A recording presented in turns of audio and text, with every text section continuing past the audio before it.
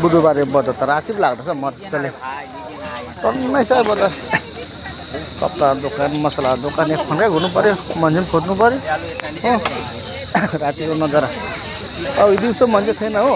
अहिले त बफे मान्छेले त जब राति तब बुढी ताती भनेको पार राति पो छ मान्छे पुरा हामी चाहिँ घटाएर पर्छ भने नि 2 मिनटको बाटो तब पनि राति हिँड्दिनँ कि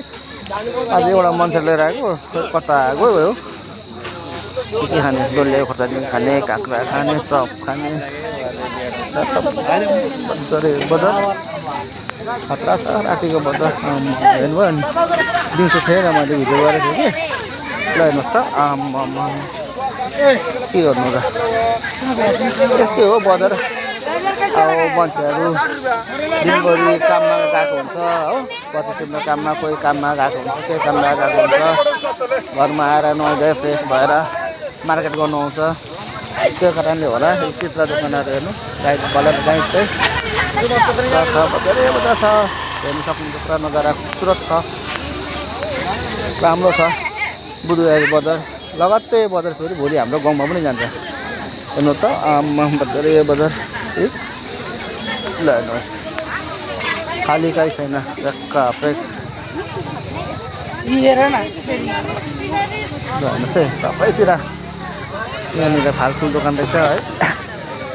यहाँनिर छ दोकान हेर्नुहोस् नानी केटीकेटीको खेलाउने पैसा लुट्ने ठाउँ यही हो नानी केटीकेटीको यहाँ फुल दोकान रहेछ फुलहरू पाउने छ आउनु सक्नुहुन्छ किन्ने कसै छ भने काँक्रा साक्राको बिउहरू धनियाँ सागको बिउहरू सबै पाउने रहेछ यहाँ हेर्नुहोस् मार मसला दोकान यहाँ हेर्नुहोस् त्यो प्लास्टिकको भाँडाकुँडाको दोकान यहाँ फलफुल दोकान यहाँ के हो चप दोकान रहेछ हेर्नुहोस् यहाँ कपडा दोकान सब दोकानै दोकान